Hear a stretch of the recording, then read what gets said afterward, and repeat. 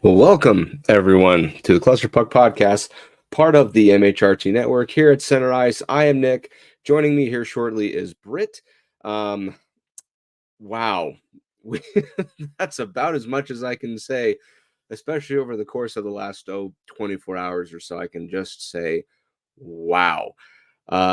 Lot of stuff to get to as the trade deadline is near. Avalanche making a lot of moves, more than we thought. But before we go ahead and get started into that, don't forget everyone to like and subscribe, follow the MHRT network so you can get notified when shows like the Cluster Puck Podcast go live. You can follow the MHRT network on the various social media platforms of Facebook, Instagram, Twitter, Threads, YouTube, Twitch, and many, many more. If you like what you see here on the Cluster Puck Podcast, you can follow us at Cluster Puck Avs on Twitter, Instagram, and Threads, and then the Cluster Puck Podcast on Facebook.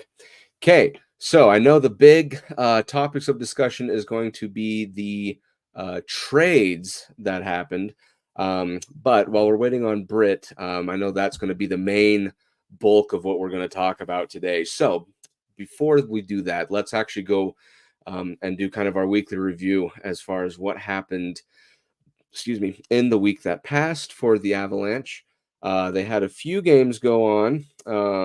Overall, I would say very successful. We kind of saw the Avalanche of old, if you will, with the exception of one game, I would say. But regardless, the Avalanche, the last time we spoke, they were about to play Chicago for the first two times this week.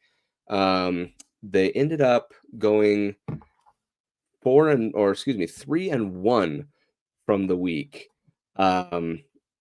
Very good record. Obviously, the blemish on that week was the Nashville game, which we'll get into. I don't want to say I'm having an excuse for them or I'm pushing it off to the side, but that one's, I don't really have as much as a love-hate in that game as much as other people probably would.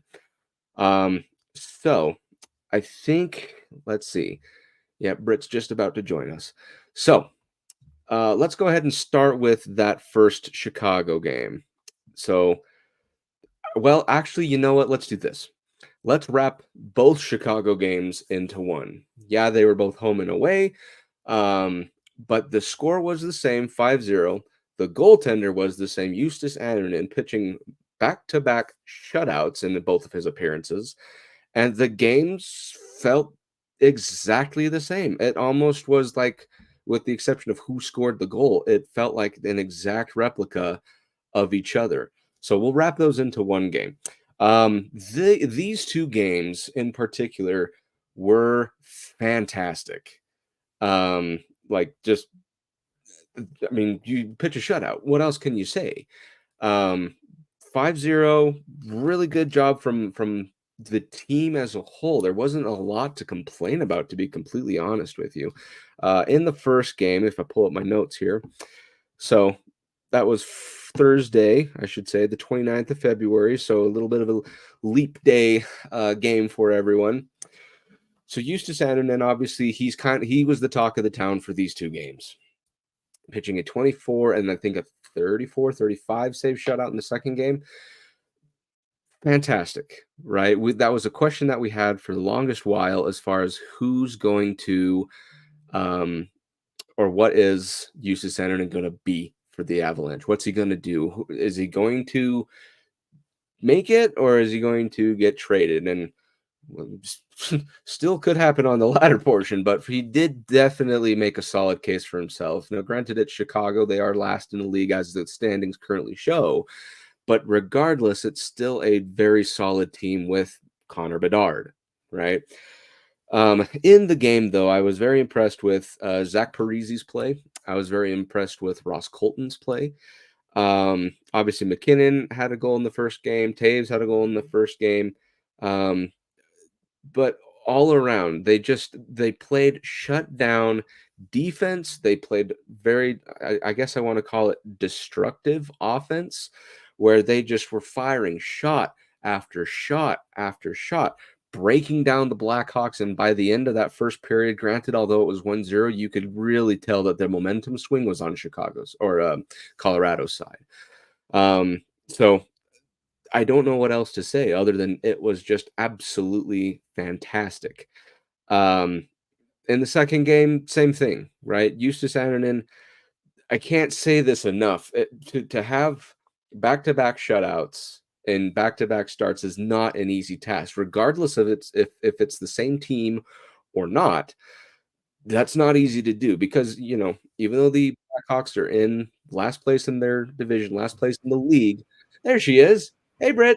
Hey, how's it going? Good. How are you? I just almost exploded. I'm like talking to you. I can see myself, and Oh, I just thought you were seriously? ignoring me. I was making fun of you for having so much self-control to not go immediately into the trade stuff. I'm so sorry. I'm like, wow, you are a really strong man, but now I realize that you're probably just filibustering until the clumsy one could arrive. No, I was just going over the week. I saw you were in the little backstage area, but it Yeah, I just don't. had your logo and that was it. I'm just talking. I'm like, Nothing else. wow, he's really not It's my adding show it for now. me today. But that's No, okay. I apologize. No, that's not you. It looks like So I'm we in were a just dungeon, but I don't know. That's right. That's right. We were just talking about Chicago, the 2 games in Chicago. I was waiting to do trades when you officially got in, but we were going to do a quick recap of the games that happened. So So we the played one game twice. Like literally, it's like we just did it. that's exactly what I was saying. They are identical games, and Eustace Annunen really stood out in this game. Your thoughts, Britt? A lot of people. I mean, there's just not that much to take away. When you lose to those teams, it just happens. But also, it's a no-win because then when you beat them, you should beat them. Yeah. But I guess my one thing that I take away, and I know that I'm always like whining for the goalies, but people saying that like Onanen getting a shutout on the Blackhawks and shrugging it off, like there's a reason that like even the best goalies generally don't get shutouts even against like dog crap teams. So it is something to be really, really excited about because there's something mental about letting in 0 goals. That's really hard. Like, and my dog is not very happy. But yeah, I just think that it is like it's a lot more valuable than a lot of people want to acknowledge. He's not Patrick Waugh. Mm-hmm. I mean, most of us are still barely sold on him being like an acceptable backup goalie that we feel comfortable with, but I think most of us are almost there. And if we're going to be forced into it, then it just is what it is, especially because I would anticipate that we will try to play Georgie for the playoffs pretty much in its entirety for the most part. And I don't think that that's unreasonable. A lot of goalies have done it. Didn't Vasilevsky play like every game for the 2 years in a row in the playoffs? I want to say he did. Yeah, there might have been. It might have been the year the Avs won. They put in, was it Elliott for half a game? I think they chased him in one game, but he still started. What that's going to mean is that it's going to be absolute priority for us to close out series quickly because that was such a big part of our momentum in the Cup win. Is that we got some rest, the goalies got some rest. We were able to spend time waiting for Kemper to get back without getting too beat up. I mean, we got beat up even winning nearly every series within 5 and then just watching the East brutalize each other. I mean, they almost all went to 7. So I think that with those 2 Chicago games, I think that we can all say that we can get ourselves there, but we have hesitations, Yeah, absolutely. And these 2 Chicago games proved that the Avalanche have that capability, even with the, I guess now old squad that they had. But it's one of those where it's a breath of fresh air that that they have that capability. And we'll talk about this Detroit game as well, which I thought even enhanced it more so because that is actually with your starting goaltender. But before we talk about the Detroit game, I do want to talk about the blemish that was on the week, which was the game where you lose 5-1 against Nashville. Now, again, at this point, just because of how the other 3 games around the week happened and the fact that the trade deadline is going on right now, I'm kind of going to give this one like I don't want to say a no-show pass, but I'm chalking it up more to the Predators were just on fire throughout that entire time. Yeah. And that was a Nashville win more than it was an Avalanche loss. Yeah. You know this story. So Nashville was supposed to go to Vegas. Do you know this story? And they bought tickets for everybody, including the staff, to see U2. And they were all going to go watch it in the Sphere. And the staff and stuff was going to. So it was like a special treat. Well, then they went out and what did they lose like 9-2 or something? I can't even remember who to, but they lost a really gnarly game. And then they had one more game and then they were going to Vegas. So they lost that gnarly game.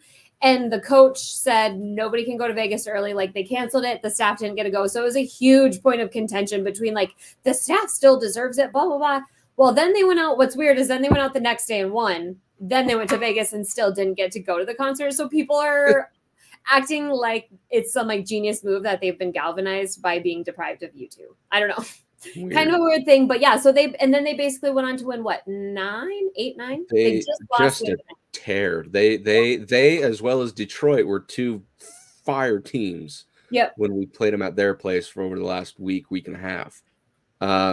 So again, the Avalanche didn't play good, not their best like they did in the previous game or the game after. I think you're putting it lightly. I'm glad that we didn't. I'm glad we're doing this now with some distance between it because exactly. I thought that game was embarrassing. It really was, and that's the thing. Makar's fallen twice and cost us a game against. I think the ice in Nashville is just not right, man. It's insane, but I mean, it's gotta be something. I was getting to a really low point, especially with Makar. We're watching Makar and Taze, two of the most elite, possibly the most elite hockey player, let alone defender in the world, they were almost a detriment to the team at some points. Yeah. It was a scary couple minutes. I'm really glad that we were able to move out of that section fast because I was not feeling great. Rantanen too. The love-hate with him is real. No, you're right. But again, nobody played good in that game. Literally nobody. And so it's one of those where it's kind of like that Florida Panthers game earlier this season where it was in Sunrise and you get spanked. I think they got just shut out. And so you just kind of look at each other if you're on the Avalanche and go, moving on, and just kind of whisk away. You played bad. Everyone knows you did, but you move on. And that's exactly what the Avalanche did by going back home, beating the Chicago Part 2 game, which I was kind of happy with how I did the social media post on the first one, how I said he's so good. I love them. Ferris Bueller's Day Off. They took multiple days off. So pretty happy with it. Anyway, so that'll lead us right into the last game, the one that happened just yesterday, and that was the game that at the time the Avalanche were down 2 guys, be they Bo Byram and Ryan Johansson for trade-related reasons, which we'll get into in a second. But they call up Jean-Luc Foudy, and who else was it? Andre Pavel, I think, is who it was. Yeah, when I saw that coming through that they had been recalled, I was like, that's interesting. Yeah, I mean they had to fill a roster, but at the same time, this game, so going around and listening to other people discussing this game, discussing how it went down, I find this to be a very pivotal game. Just because a lot of people were going after Georgiev, one shot, one goal, which it happens, right? And that's the thing. 2 minutes late, and I was like, "What the heck is going on?" Exactly, and it didn't help. It didn't help that the game was on TNT, and I was in a blackout range, so I was scrambling to find any which way I could, watch it. Finally, was able to, but I didn't get to watch the first 4 goals. So it's great. What is it about our preparation that the team, including Georgiev, simply cannot come out to start the game? And it's always been like that. I always say it is crazy. Jojo, Kemper, Francouz, they let the first goal or they close it down. It's so weird. It's strange because you don't want to play from behind where you have to now score 2 goals in order to gain a lead. And that was somebody was saying that I think it was Boston has this wicked record of letting in the first goal almost all season. I'm like, how does that not belong to us? I thought that was ours. And here's the thing. The reason I'm not too concerned with it is because Georgiev shut stuff down. he progressively plays better. And I get that his trend, it's kind of a habit at this point, is to let in the first goal and then you play the rest of the game. It's not good. I'm not saying it's good. No, but But it's I mean, it's we have a definitely team that is capable of playing comeback. It's a goal, right? It's not going to be the end of the world. But at the same time, I don't see how people could lose confidence in him because he is still a Georgia. very, very good goaltender, I'm right? honestly like, and I can go on a tirade here. I'm like on the verge of repulsed by Avalanche fanhood at how much shit they talk about Georgiev. It just like, and I don't like being the know-it-all hockey person. Like, you guys don't know anything. I'm a goalie. Listen to me. But like, it's just and I always say this at this level, it's mental. We've seen extended periods of brilliance from him. Everybody forgot that he literally carried us last year. The entire year, he was phenomenal. And so we know that it's there, that it can be activated. All it has to do is flip the switch. And that's, I don't know, coaching, but I think that he has a lot of drive within himself. I think that this Husonen thing is awesome. I hope he's really annoyed and bitchy about this goaltender getting 2 shutouts and feeling sexy. And he's like getting called Forgiev. Like he probably can't even find his own name anymore online. So it really makes me sad that everybody has lost faith in him completely, acting like we would go just start on and in the playoffs or something, or that we need to go get Markstrom. It's just, people need to realize that like the goaltending is so mental, and he's got it. We know he's got it. And if you don't, I will be glad to send you some statistics and information from last year. But I really think that he's going to click at the right time, and he's going to really come back and I 100% agree because, in the cup run, we had Darcy Kemper, right? Who was a very skilled positional player at goalie, right? But I would say the reason he was so good with what, that year was because of the team around him, right? But he had similar mistakes and similar fall-offs that Georgiev had. But because he won a cup, nobody went after him. Sorry. Our cup run was in spite of goaltending. That's right. So I mean, it's kind of sixes. It's the exact same scenario, right? The only difference is the season hasn't finished yet. Yeah. So again, you hold on to Georgiev because he really gives the Avalanche a shot of winning game in and game out. And need I remind you, through the cup run season a couple seasons ago, the Avalanche played comeback multiple, if not over half of the season. Right? Remember, we're like, we can only play hockey in the third. It was the second period last year, right? The third period this year. Something like that. But again, also consider even our best, most elite defensive line, they've not been playing very good. Our defense has not been good. We've had Tays in and out, Bo's in and out. Makar says he's not injured, but I was really kind of hoping he'd say he was, so that we could be like, oh, okay. But apparently he's so again, yeah, it's not a good thing to have. It's not a good habit, but the Avalanche have overcome worse.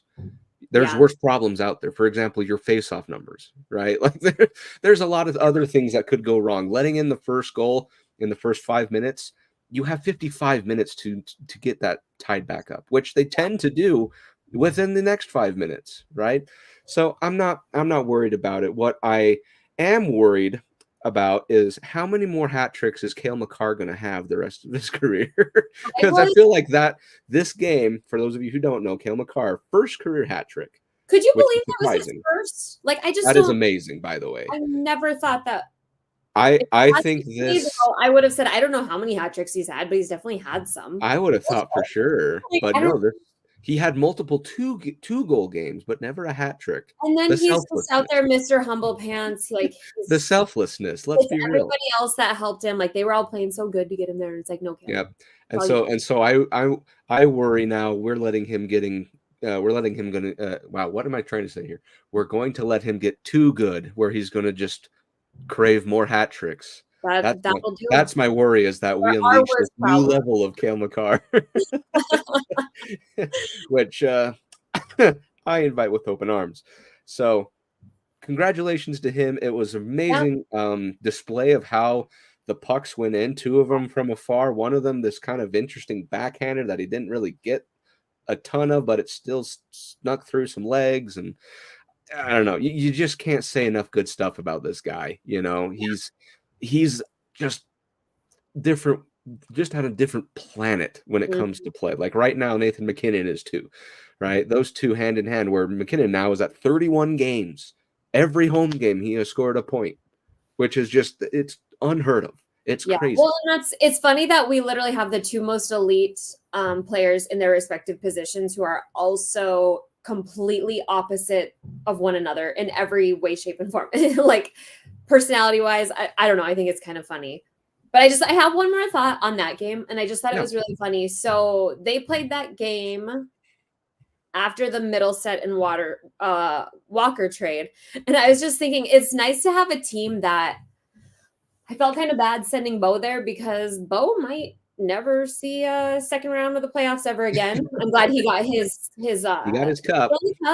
But could you imagine, like, if you're Casey Middleset, like, people are so jacked to come here. Like, these guys are coming here to propel their finances, their career stats, all of it. Could you imagine being like looking at that and just thinking that going from, especially where he's coming from, to where he's going? And same with the Flyers. Like, I know that they've had this like little redemption thing, but I don't think that place is great. Like, they don't even know if they want to rebuild, or they're too good to rebuild, too bad to really do much. But these guys have to be so jacked to be here. Could you imagine watching that game after just finding out that you've been traded and you cannot get here fast enough? I was talking to my dad. It'd be so funny if they just found a way to get here overnight. Like, well, with someone in particular, his plane was already here. Now all he's doing is switching to Jersey. Yeah. But one more thing on the Red Wings game before we get into the big news of the episode. Jean-Luc Foudy gets his first goal of his career. Yeah. So super awesome. So overdue. He's been around for so long and on the cusp for so long. He deserves it a lot. I've always wanted him to succeed, but he's just one of those cyclical, injured, back in playing, doing well, on the cusp, injured. I mean, his last one, I don't think he's been on the ice for 8 months or so prior to. Yeah, injury plagued him, and it was nice to see that with all this trade stuff going around, he gets called up, rises to the occasion, and scores his first goal. Because he's a guy that, I mean, he's not just a fill-in, like, stopgap. He is somebody that should be playing real NHL minutes. He just has not been very lucky in his life so far. So hopefully, as we have some changes in our defense coming up eventually with age and stuff, he can plug in one of those. Because I really do like him, and he does deserve it. He's worked through a lot. Yeah, absolutely. So that concludes that section. We'll go on to the real reason that everyone is watching, and that is for the trades that have gone down in the last 24 hours. Brit, we did not have one new player. We didn't even have 2 or 3. Right now, we have 4 new players coming onto the Avalanche squad. Wow, I guess is my first thing, because I thought we might have done 1, but we got 4. Oh yeah, and then so we saw Walker and nothing, and people were already like speculating that we were done, and it's like, no, because the Johansson thing hadn't been released yet. So we were trying to figure out, why did we get a D? Why did we get a D? Why did we give them a first? And then we realized that the Johansson was going with it, and then I don't know. I was texting you manically. I have a injured thumb from texting so hard. Yeah, it all happened when I was out to lunch with some coworkers, and my face was planted on my phone. I had people texting me left and right. I was on my phone the entire time. It was, I looked like a teenage kid that just got a phone for the first time. Not even kidding. I was like, oh my gosh. And going crazy. If you've ever had anything that exciting as an Avs fan, I posted at 11:54 that McFarland was boring and that he's hiding and we won't be able to guess it, and we're just gonna have ourselves. And then at like 12:30 something, Elliot Friedman posted that the trade went through. I was like, oh wow, they're definitely reading my text. They knew that I was sick and tired of their shit. Well, they read mine too, because I said I'm not concerned about Bo Byram, and about 12 seconds later he gets traded. Oh my god. So yeah, they knew. But so to recap, the Avalanche in the first trade of the four acquired defenseman Sean Walker from the Philadelphia Flyers in exchange for a first-round pick. I guess we got a fifth-round back as well, but a first-round pick and Ryan Johansson. This one you kind of saw coming. You knew all along, Britt. I'll give you props for this all day. That Ryjo just wasn't going to make it. And you kind of called that from a long ways away. And I was still holding out hope that he would get things turned around. But ultimately, you see even now what has happened. He was waived as soon as that trade went through, and now he's on the AHL team. If you want some entertainment, go check the waiver wire for today also. It's been whack. Sure. You betcha. Ryjo, it really, really felt like there was a huge vibe or feeling shift after Taze made his comment about passengers. And it definitely felt like that was 100% directed at Johansson. And I don't even know, I've heard people say that he's a nice guy, but I think it's media people that still want to get interviews from him or just save face. But I have heard lingering talks of he's been doing a lot of partying and they don't approve of that. So I think some gossip is going to come out eventually that there was deep issues with that. Yeah, probably. So again, just when you thought he might have gotten stuff turned around, obviously the Avalanche said, you know what?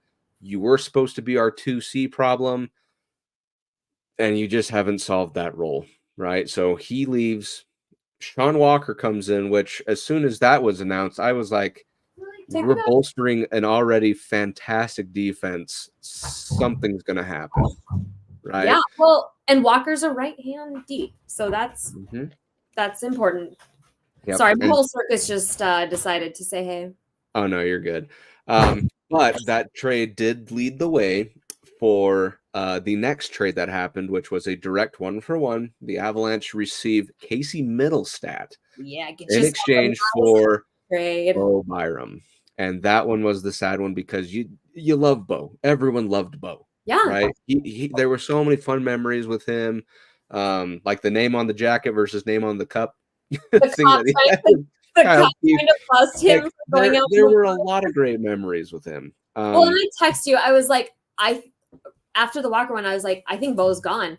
And then when it released and I read it, I was like, that actually really hurt once I read it now and it clicked in. It definitely. Yeah. He's a huge personality in that locker room. It's going to be a really hard loss. He's a big talker, loud. Yeah. But he's fun. He's very energetic. But this year, they gave him a new contract that I guess from one way or another, for some reason or another, they just felt like he wasn't living up to what that potentially could have been. Well, and if we had other assets that were more expendable, part of the problem is Gerard has played out of his mind really well. Yeah, he came back, and you just go down the list, and it just kind of left Bo. Bo is going to need to be paid. He's just really, really not been consistently in the lineup. If he could have strung together at least one full season, with no major injury, but. In the end, I think it's going to be best for him. He wanted to be the guy, and it's hard to look up your roster. I mean, he's genuinely possibly sitting on the third line D when you really think about it, and he looks up there, and he's never going to be above Makar and Taze. So I almost wonder if it was almost kind of a mutual thing that he knew and he was okay with it, because he is going to be able to accomplish a lot there. He can be the guy, and he will. And that's exactly what I was going to get into, Britt, was it's a very similar situation to Alex Newhook, right? They were both the young kids. They both showed so much potential with the Avalanche, but just unfortunately, and I don't even know if it was a development thing more than it was, there was so much other star power that they were riding coattails. Right. It's very hard to slow down. It just became difficult for them to, I don't want to say keep up, but just give themselves a limelight to prove that they are capable. It seems so minuscule, but it is something worth mentioning. He was playing on his wrong hand, and we picked up Sean Walker, and Walker's a right-handed D, so he's going to be able to play on the forehand on the boards, and that is a really big part of the game. It's very hard. Yeah. So I'm glad that he's like way out there. I can cheer for him without feeling guilty because he's with EJ now. They're just building the Avalanche 2.0 out there in Buffalo. People were wondering if we were going to get EJ back, and I think that ship sailed. We've got our old man Jack Johnson, and Cogliano's right behind him, so I don't think we can have any more geriatric locker room guys. Well, we did, and so I guess with that being said, then speaking of, we got a lot younger. Oh, I shouldn't say a lot younger. It was kind of a switch where technically by years we did get younger. But if you look at the exact trade-off, if you were going to go defenseman for defenseman, Byram for Walker and Middlestat for Johansson. Yeah. Both of those, again, that's kind of the overarching question is, did the team get better? Yes, they did. Yeah, because absolutely. If you look at just Middlestat alone, was the leading scorer for the Buffalo Sabres. Yeah. Well, and there is always, I mean, you can't hold it against him, but there is always the looming thought that one good hit and the way Bo plays, people like to hit him and he's gone. And, he's gone. And it's scary like that. Nolan Patrick, it's just, I don't know. I hate it because it's not fair to him and life just isn't fair. Yeah. But that we had so much discomfort every time somebody hit him. You could just shriek. You could hear every fan saying, "Don't touch him." That's our head injury. Don't hit him, not at the head, please. Stop hitting it. Yeah. So it definitely is probably something that they had in their mind. The longevity may not be there with him. Exactly. And now on the offensive side of things, you have a very much, well, how do I put it? A much more reliable option at your 2C with Middlestat, because he has now come into his own over the last couple of seasons where he has proven that he's a scorer, that he's aggressive. That is a 2C role. We've not a face-off guy. And a face-off guy, right? No, not a face-off guy. Not a face-off guy. 50%. But that's okay. We're okay with that. Yeah, we don't need to win face-offs. We never do anyways. But that's the thing is overall, though, you got better as a team. As much as it hurts from an emotional side, I'll be the first to admit it wasn't fun seeing this news come out. You did get better. They were business decisions that made the team better, and you saved another $2.5 million in cap space to go out and get other people. And Middlestat is an RFA at the end of the year, so yeah, exactly. So again, at least for Walker's sake, he is a rental.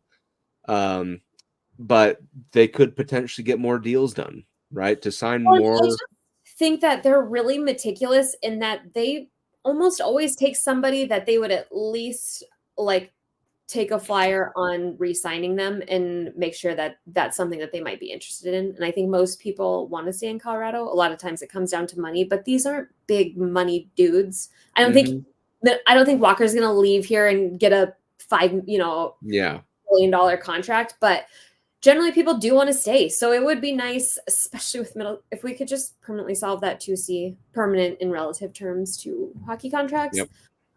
I would love to not talk about who the 2C is anymore ever again. Ever. I know. It's been 2 years, and we thought we would have gotten that filled by then, but the hole that Naz Kadri left it was a tough one to fill. Yeah. So hopefully with Middlestat being my computer charger here, I don't know why it's coming unplugged. I'm still talking. No, you're good. But at the end of the day, those were the two trades that were made yesterday, and you thought, well, we're done, right? We've successfully gotten a better team, much more experienced on the defensive end, and a better scoring capability on the offensive end. But that's not the case.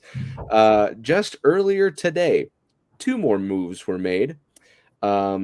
Just again, these ones were a little bit, I guess I should say one of them is a little bit more perplexing than the other. So the first of the 2 today was that the Colorado Avalanche gave a 3rd-round pick to the Minnesota Wild in exchange for, I just lost his name.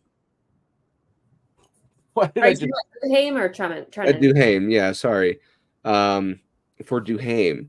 And this one, This one I am a little bit more intrigued on as to why. I'm wondering if it's because they want to shore up the fourth line. That would be the only place I could imagine Brandon Duhaime fitting. Yeah, and that's what I don't know. First of all, when did we start like doing trades with the Wild? I just thought that was weird. Since Devin Dubnyk, apparently. Yeah, that was, and that went really, really well. That was a move. I'm curious on this.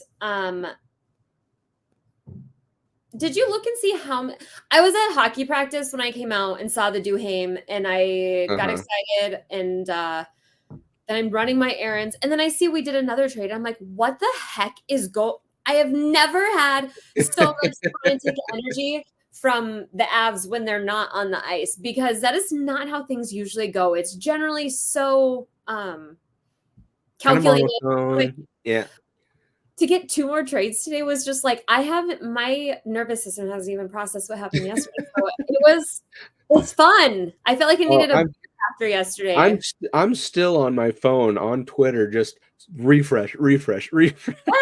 Because I don't know what else is going to happen in the time that we're talking even. I turned my notifications. I just put Elliot Friedman on push notifications. So I'm reading it. Well, honestly, I did the same thing with Pierre LeBrun as well. Yeah. Well, I'm trying to see, I'm curious if we're trying to stack up for the Eagles as well, because I don't know if y'all know, that could be it. Is ripping it up down there. And they're probably preparing for a nice little run themselves. So I'm curious if we're keeping that in mind as we acquire more people, because I feel like just keep adding and not really subtracting. But I do forget we have lost McDermott, but that doesn't for many minutes in a day. And that's just it, is because, you look at the completely healthy team, then it doesn't look like Duhaime and the next guy who we'll talk about in a second. It doesn't look like they quite fit on the roster. We still have Kovalenko coming. And you still have Kovalenko. You still potentially for the playoffs have Landeskog. Which I'm not even going to go near that bag yet. I'm going to leave that bag where it is. But it is a potential. So it's really kind of like, well, where does that put Duhaime? It's not, he's a really gritty player. He's extremely aggressive. He's a go-getter. He's not a scorer. Of the earth, Minnesota boy, he's hardworking. And that's exactly, and that could potentially be his entire role, right? Yeah. Is to just be that nitty-gritty guy that'll get the pucks out of scrums, disperse whatever it needs to be. That could be the reason they went after him. But I did mention this to you briefly yesterday, and I'm not like I don't know. I do wonder also if they are keeping it in the back of their mind that there is a chance that Nichushkin has some various reason to need to leave the team again, and we may be looking to have strong depth down the line should we have to move a Ross Colton. Potentially. Absolutely. I 100% agree. That's a very good way of looking at it. Yeah. Right. So I don't know what a playoff series looks like without Nichushkin. The later you get on, it surely feels like, I don't know. I guess the way we won last night, and then when I stopped to think that we're still adding Nuke to this team, like it feels like we should be able to beat like Jesus himself. But I don't know. Do you think we could get through the playoffs without Nuke as we sit right now? I really think it depends on who we play, because Nichushkin's style is kind of an all beater, so to say. I would say it depends on the team. I was not able to respect him properly until I watched him play in Chicago in person. That guy is, oh my God, he's just incredible. Insane. He's so big. He is absolutely incredible. Yeah. So the next move that the Avalanche made, only maybe an hour later, 2 hours later, if that. The Colorado Avalanche trade away a 3rd-round pick and recently signed to an entry-level contract. I'm not even kidding. Like 2 hours before, they signed Jeremy Hansel to an entry-level contract and immediately ship him away to the Nashville Predators in exchange for Yakov Trenin. I don't understand. Did we have like particular first dibs to Hansel, or why did that go down like that? I wonder if they if it was kind of like a sign and trade situation where they said, Like, hey, you're part of this deal, but they want you to sign. They want to get you to an entry level contract signed first. Could be something like that. You never know. But yeah, it could be that they signed him and then they looked at a deal and said, you know what? Sorry, kid, but this is a lucrative deal. And honestly, this one was, like I said, this one is intriguing. This one I see as a very large win because, again, you're not giving up a whole ton. It doesn't affect cap space a ton. But Trennan he's kind of your McDermott, but he can play really good offense. That's kind of how I see it. That he's a very tall guy. He's not afraid to mix it up, not afraid to get in fights and squalls and stuff like that. But he still goes out and scores. Right now, granted, not like to the extent of like Nathan McKinnon or let alone like Jonathan Drouin, but he still goes and gets 20 some odd points, 30 points, whatever in the season. And I just think this trade will fit right into the Avalanche system. 27. He's got 14 points in 60 games, which 60 games. Does that mean he's played like every game? So he's healthy. Yep. His high has been 24 points for the last couple of seasons. So I think with the Avalanche, he might be able to hit that. Again, there's another solid fourth line player. Yeah. But I'm wondering if, again, because you're trying to shore up that fourth line, that's why you got Duhaime and Trennan. Yeah. But again, the easy last names today. I know, right? But at the same time, at least Nichushkin gets a fellow Russian to speak with, so that'll be fun. Well, and for Georgie, I mean, maybe that camaraderie. Yeah, Georgiev too. That's right. But again, this one, again, the two moves, you win the trade. Flat out, right? You make the team better. Did you go read the comments after the Trennan? The league is grabbing their pants because it's like Colorado has been quiet and Colorado has gone into a Walmart on Black Friday and no one else is there. Like that's basically what has happened. The league is on notice. Like it's pretty impressive. And like I said, just the way McFarland goes about his process, like Middlestat wasn't on my radar. Right? No, none of these guys were on my radar. People didn't discuss him like he was actually available. And that's what we do. That's what I say. It's just we're just entertaining ourselves when we try to guess because what we guess is not going to happen. Exactly. So, however, if we now with those 4 trades in place, I'm excited that I think all 4 potentially can play tomorrow. I'm excited to see how that fits because, and get this, assuming Nichushkin comes back, right?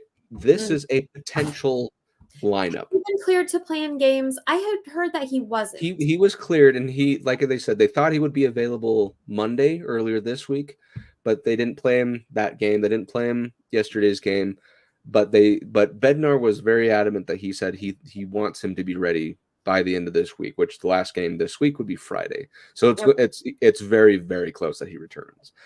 But assuming he does return tomorrow, this is your potential lineup. Now get this. Your first line, we'll just assume it's Drouin, McKinnon, and Rantanen. Your second line is going to be Lehkonen, Middlestat, and Nichushkin. That's going to be a very fun line. Oh my God, it's going to be That's going to be an extremely fun line. Just because Nichushkin missing a beat in practice. I mean, they seem to think that if he doesn't do what Gerard did, oh God, Lord have mercy on anyone. So that's your second line. Your third line, I'm going to give this to the Roaring 20s, so that'll be O'Connor, Colton, and Wood. Again, is he gonna be back? You suppose they did say it was the lingering injury, which I was like, could be. Right? No, that's what Megan Angley did say that it was. Oh, is that right? Yeah. Okay, so we'll say Cogliano then, Colton and Wood, and then your fourth line is Trennan, Duhaime, and Parisi. That's your offense. I thought that was all Minnesota boys. I was like, right. But no, that's your Avalanche squad for tomorrow, potentially. which we all need to be prepared. They might go out and suck ass tomorrow. There's It's going to totally be possible. We everything don't. period. That's 4 new players that need to get Yeah. used to an Avalanche system, right? So Yeah, I'd imagine that let's curb they our will expectations for the first game. yeah, let And them then destroy the other team or get destroyed. Either one is just as big of a possibility. But if exactly. Matt plays like he did the other night, he might just win the game himself while everybody figures Probably will. Same with, so I think I'm super excited. And of course, I'm out of town, but I'm going to try to get it from the hotel. There you go. But the good news is that Duhaime, his plane already landed because the Colorado Avalanche play the Minnesota Wild tomorrow. So all he's doing is just putting on a different sweater and playing the guys he rode into town with. I revel in the thought of Parise winning a cup with us and Minnesota having to watch us just love the living daylights out of this wonderful dude who is truly already feels like a foundational part of our core. He's just got those Darren Helm vibes, but just he does. He really does. He's the lumberjack Darren Helm, but God, he has been such. I don't think that anybody would have ever guessed that he would come in and be such a solid part of this team. Yeah, and he just gives off those vibes on the ice. He's already doing interviews, and he's a good dude. We need to try to talk him into staying another year. That's exactly what I was going to say. We need to do some convincing because I don't want him to retire. Just one more season. Yeah. That's funny. And then super quick, your defensive pairings. I have the first pairing as Makar and Taves. Makes sense. The second pairing, this one I'm going to say Gerard and Walker on this one. You need to do my boy Josh Manson like that if he's. Yeah, I am. That's fair. What are you going to do, Britt? I don't know. You'll probably just the third one, I'm going to put Manson and Johnson. But again, you could scramble any of those lines up and be perfectly serviceable. It'll be interesting. I've really had a hard time loving Manson and Johnson together because they're both their own kind of like moments of absolute idiocy. Just in small moments separated by Johnson. Every now and again. Josh is amazing. Like I love both of them they're both such like dynamic people and players.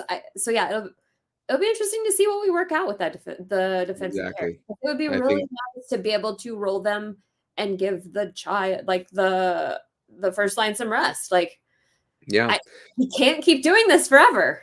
Yeah, and that was one thing that was even brought up to Bednar was the reason for Walker acquiring him was to let Cale sit out on, was it the PK or the power play? I couldn't remember which.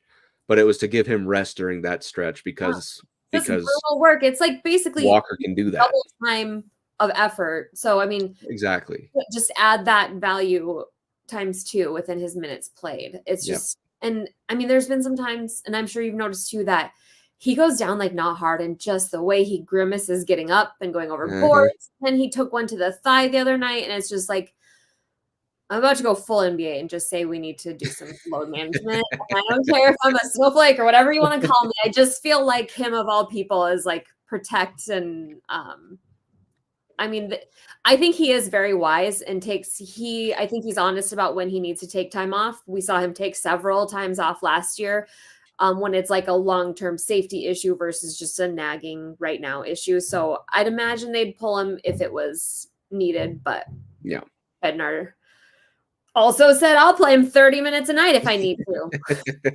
And he does it. Only 85 games.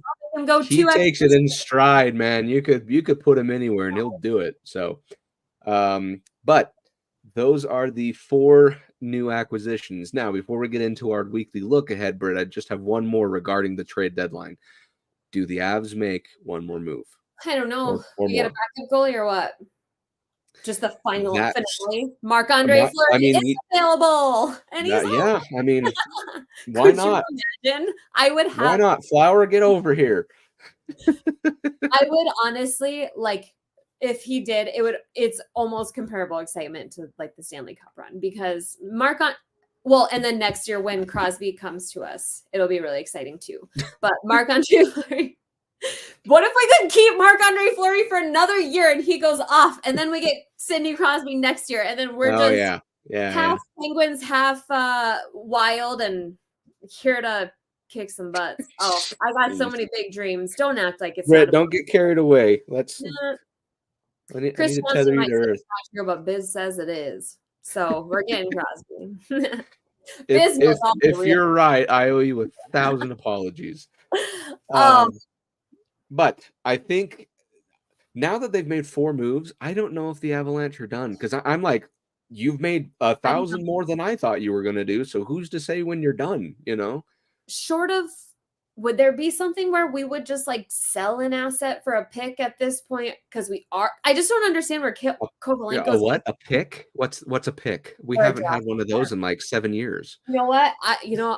I could say so many things. I'm so on board with this almost like Tampa mentality, where it's like you just need to hit a good all-world player with a first-round draft pick every 3 to 7 years, cycle them through. You have 2 of those. Then after that, screw the picks, give us the dudes. Like, give everything to draft picks after the top 5 are a total crapshoot.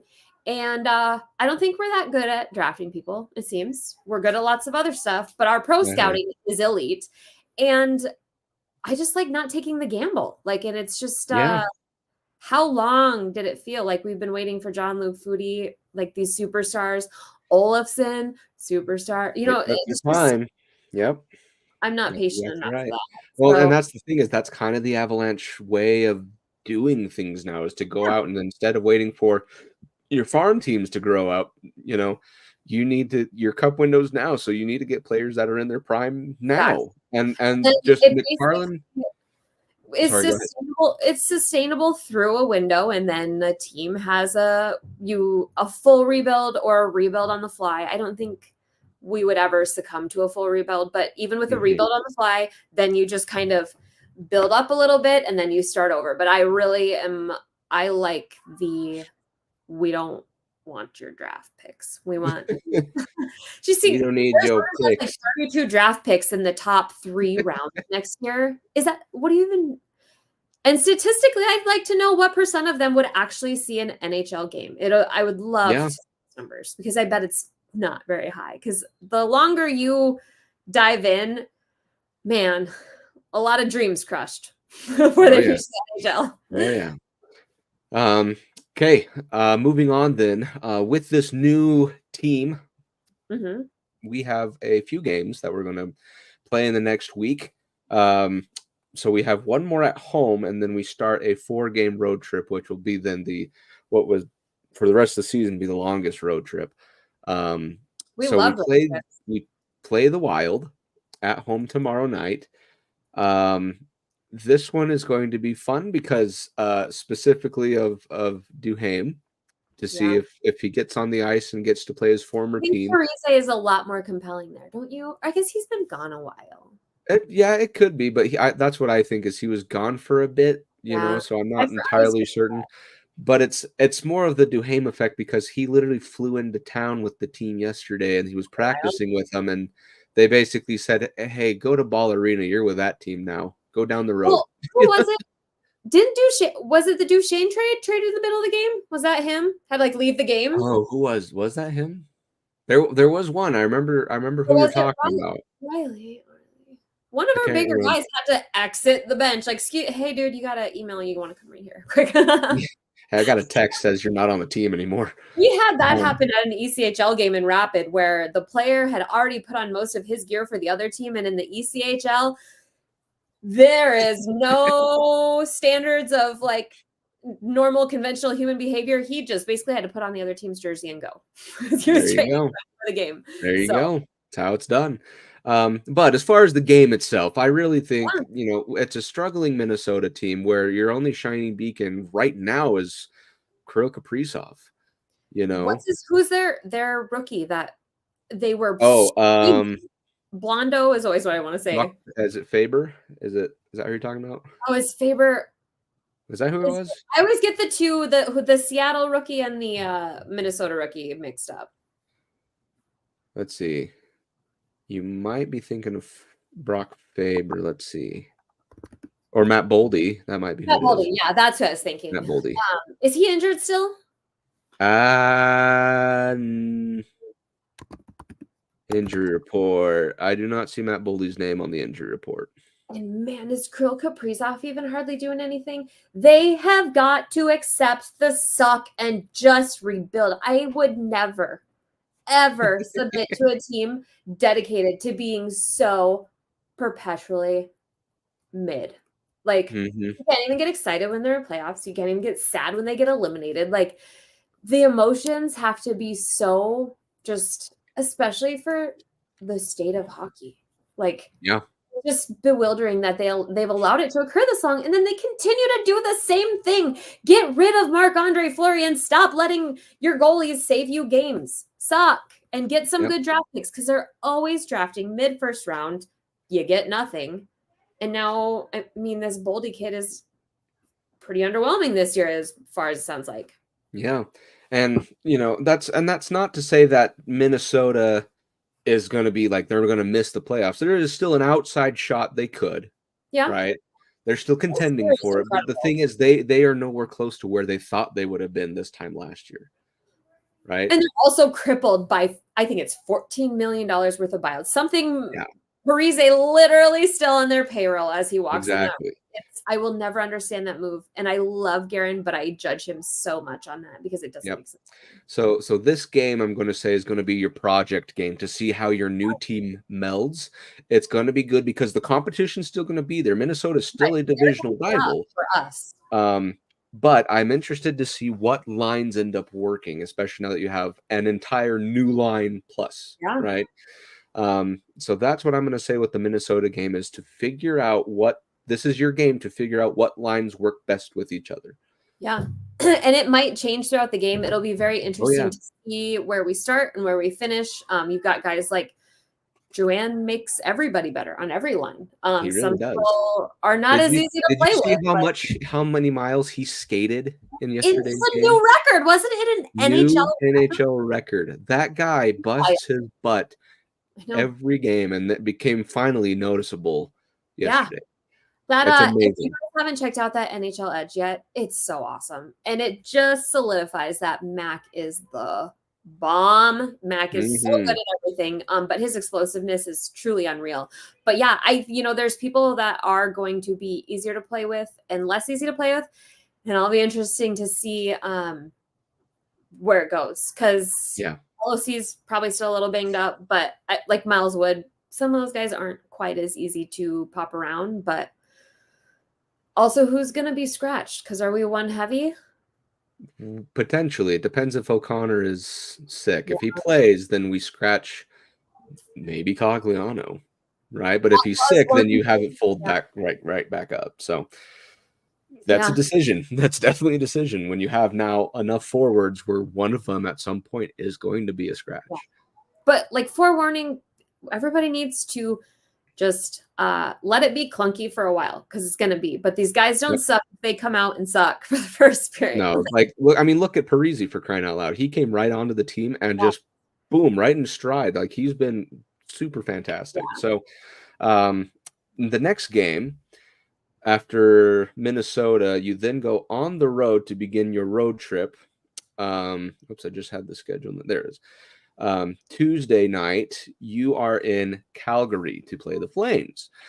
This game is going to be not much different than Minnesota, I think. Granted, they are a different team. They have a different strategy and skill set, but they're in the same type of position playoff-wise. They're still in it. They're 1 point above Minnesota, but they just gave away a bunch of guys. They're in a really weird spot right now. They're exactly. So really I think it's taking advantage of their own confusion for who their team identity is. And by then, hopefully, you know what lines to roll out. You know what machine you're going to be cranking in order to just produce the most points, the most goals, shut out the most, have the best defense. What night is that? Saturday? That game is Tuesday night. So, like, Markstrom could be off that team by then and playing for the New Jersey Devils? There could have been a trade right now, and we don't know. Yeah, he's real cranky about that. So they're not releasing a lot of news because he doesn't want chatter about it. They don't have Hannafin, so that much we do know. So again, this is a team with an identity crisis right now, where they should be. It's like, pick a side, dude. Are you going to be good or not? Same like with what you said with Minnesota, right? It's crazy. Let's go sign guys to 8-year deals and then rebuild. Like, okay. Yeah. No, 8-year deals that are not going to age well, and everybody knew that from the start. It's just really weird. But they've had a couple of barn burners that they've come out and kicked some butts. So they've got good players. They're just always a weird game. I don't know. It's just hard to ever know with them. It's a strange batch, especially up there in the Saddle Dome. So, and then the last game, it's a back-to-back. Hurricanes. That's why they all went on waivers. Hurricanes just got against them. Oh, boo. They waived a lot of people today. They did. Well, but they also brought back Freddie Anderson. Did you see that? I did, and I saw Andy Aranda got waived. That makes me hurt so bad. Well, dang it. They're just a revolving injured goalie. Like, they just go get a goalie. Nothing else. Just go get a goalie. No kidding. But yeah, Calgary, if Markstrom goes, I think that will propel them into a very painful rebuild because they have a lot of contracts to sift through. Yeah. Coaching change might be due as well. Right now. Yeah. Anyway. It's a toss-up. I have no idea what to expect of that game, honestly. Yeah, and again, strange things have happened. It could be that the Calgary Flames all of a sudden catch a hot spark, and that's it. But anyway, on his own. That is the first of a back-to-back, right? So then the very next day, on Wednesday, they are going to be playing the Canucks, who I believe still hold the league lead in points. No, that's Florida, so they're second place. They don't hold the lead in games against us, can tell you that much. That's right. This one, I believe you can sweep the season series, right? Because we only played them 3 times. Incredibly, no matter how crappy we have been at different points in the season, we have still beat them. We will still beat the Canucks. Yeah. Now, granted, the Canucks are still going to they might land Phil Kessel tomorrow, right? That's the news is Phil Kessel to Canucks, right? Are they off? They're flipping Hannafin so that they can afford Kessel. Is I think what they said was the deal there. Is that what it officially was? That makes sense. But either way, PTO. Did you know that works like that? You can just go take like a long. I don't know. It was a confusing thing, but can I do that? I would take a 12-hour PTO if I could. There you go. They'd take one look at me as soon as I step foot on the ice, slip, fall, say ow. Just make sure you're standing next to Phil. And he makes. I hold the railing. Yeah, it's. I am curious though if he's just kind of left high and dry though if they don't sign him. But it is interesting because tomorrow, I do believe that they acquired Hannafin with concern that Pettersson was not going to resign. So that was insurance. And they were kind of calling his bluff. And then they said, tell us right now if you're going to sign or not, because we got to trade you if you're not. And then they put that contract together in 3 days. And we might get to play them with both Pettersson and Hannafin. And that's because they're probably going to flip Hannafin and send him elsewhere. But Hannafin's on Vegas. Yeah, or not Hannafin. Who do I keep? Oh, is he gone? Because my brain's fried. Hannafin's Vegas. Are you thinking Lindholm? of Lindholm? Yeah, yes. Lindholm. I've had them mixed up. Lindholm. So they might have both of them. Oh no, probably. The trade deadline will be done. Oh yeah, trade deadline will be done. And that's going to be my kind of key to success is because the trade deadline's done. It is now focus on playoff mode. And this team of all the teams they're the team going all in. Are the Canucks? They have to do it. They don't have. This is their 1, maybe 2-year gap. Yeah, at least how things look. They have rentals, is what they have too. Exactly. So it's a now or never type thing, and so they're going to be kicking it up a notch. Which kudos to them. Like I'm so ready for people to just throw all their chips in, and that's what they're doing. I just still don't feel in my heart like they're a Stanley Cup team. Do you? I'm going to keep saying this till they're literally in Game 7. Potentially. I mean, they've shown that they can hang with the big dogs, right? Yeah. But playoffs do weird things. I mean, just look at Florida Boston last year. So it's kind of scary. If he does start having a better one, it'd certainly not be a great thing. Yeah. So we'll find out throughout the week, but that's all we had for today's episode. Britt, I don't know if you had anything else you wanted to add.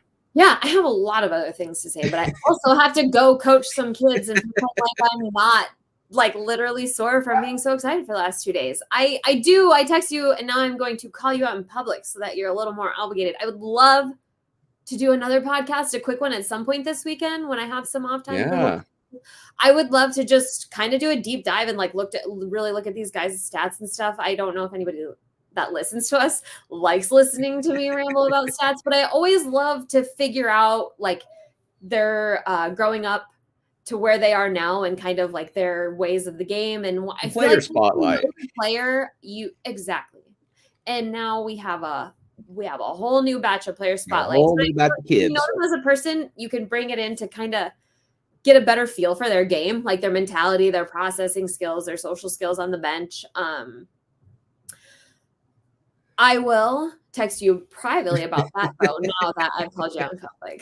I should have a couple hours we'd love games, which is this absolutely insane ice rink. That one that I think I sent you pictures of last time with like the whole esports arena. Like, oh yeah, you did. Crazy. It's in Iowa. Oh, crazy. Which Jake Gensel the whole thing is so weird. I found out that Jake Gensel is from Omaha and that Casey Middlestat skated at my alumni game a couple years ago. Isn't that crazy? Small weird. World. But we'll see if we can get something put together for the weekend or another sideshow early next week, something like that. But either way, for this one, we need to wrap things up. So thank you once again, everyone, for following along, watching us on the Cluster Puck Podcast, part of the MHRT Network. Once again, if you like what you saw, don't forget to like, subscribe, and follow the MHRT Network so you can get notified when shows like the Cluster Puck Podcast, you're on this side, when they go live. I think, isn't it? Aren't we usually like that? Or like this? Know. I can't remember anymore. Weird. That doesn't look my face. Anyways, I think it actually should be like this. Yeah. But, that looks more like there we go. I was wondering why this episode felt different. Recognize yourself mirrored. I was wondering why. If you like the MHRT Network, like I said, don't forget to like and subscribe them on the various social media platforms: Facebook, YouTube, Twitch, Instagram, Threads, you name it. If you want to follow us specifically, you can follow us at the Cluster Puck Podcast on Facebook, and then at Cluster Puck Avs, AVS, on Twitter, Instagram, and Threads. With that being said, trade deadline does end tomorrow. There could be some more stuff to discuss. 3 o'clock Eastern time? 3 o'clock Eastern time, so 1 p.m. My child has a game at 2 o'clock Central time. Oh boy. So there could be other things happening. We'll just have to find out. I hope you guys have a great rest of your week. Enjoy your weekend. That starts tomorrow. And as always, go Avs, go. Fast lane when I pass in the street. Bag of money in the passenger seat. Simcoe's been asking for me on the road from the west to the east. Way up, I might never come down, cause the coast racking up the flight miles.